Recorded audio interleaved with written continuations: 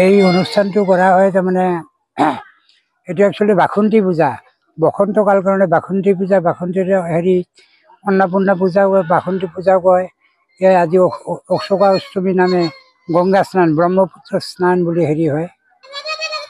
ব্ৰহ্মপুত্ৰৰ ফল লাভ কৰে ইয়াৰ কাৰণে এই যে ভক্তসকলে এনে আহে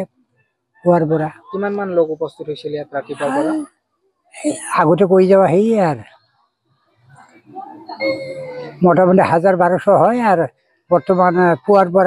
আবেলি লগি বিভিন্ন দোকান পোহারও আহিছে দোকান পাহার আছে হাজারন হিসাবে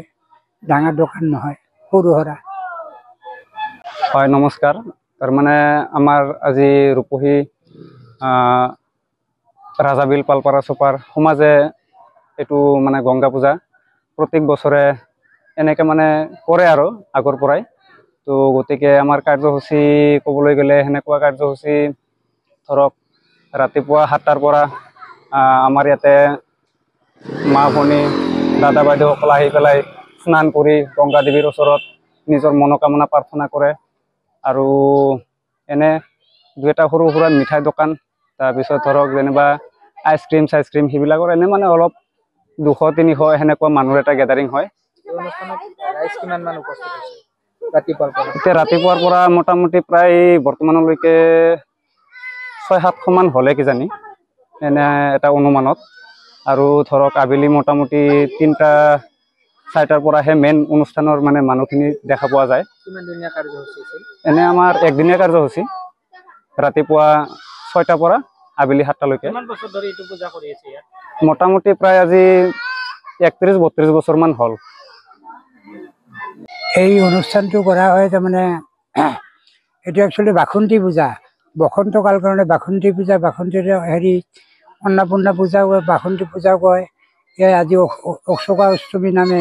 গংগা স্নান ব্ৰহ্মপুত্ৰ স্নান বুলি হেৰি হয় ব্ৰহ্মপুত্ৰৰ ফল লাভ কৰে ইয়াৰ কাৰণে এই যে ভক্তসকলে এনে আহে পুৱাৰ পৰা কিমান মান লোক উপস্থিত হৈছিল ইয়াত ৰাতিপুৱাৰ পৰা আগতে কৈ যাওয়া সেয়ে আর মোটামুটি 1000-1200 হয় আর বর্তমান পুয়ার পর আবেলি লগি বিভিন্ন দোকান পোহারও আহিছে দোকান পাহার আছে হাজারন হিসাবে ডাঙৰ দোকান নহয় সৰু সৰা হয় নমস্কাৰ তাৰ মানে আমাৰ আজি ৰূপহী ৰাজাবিল পালপাৰা চপাৰ সমাজে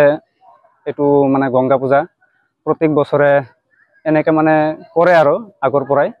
তো গতিকে আমাৰ কাৰ্যসূচী ক'বলৈ গ'লে সেনেকুৱা কাৰ্যসূচী ধৰক ৰাতিপুৱা 7টাৰ পৰা আমাৰ ইয়াতে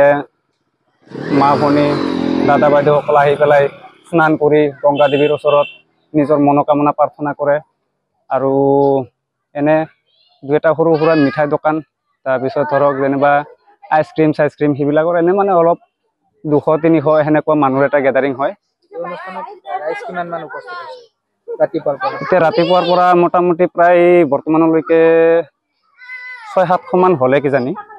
এনে এটা অনুমানত আৰু ধৰক আবেলি মোটামুটি 3টা-4টাৰ পৰাহে মেইন অনুষ্ঠানৰ মানে মানুহখিনি দেখা পোৱা যায় এনে আমাৰ একদিনীয়া কাৰ্যসূচী ৰাতিপুৱা 6টাৰ পৰা আবেলি 7টালৈকে মোটামুটি প্ৰায় আজি 31-32 বছৰমান হ'ল যিকোনো খবৰৰ বাবে যোগাযোগ কৰক 7099017330 লগতে 7099017110 নম্বৰত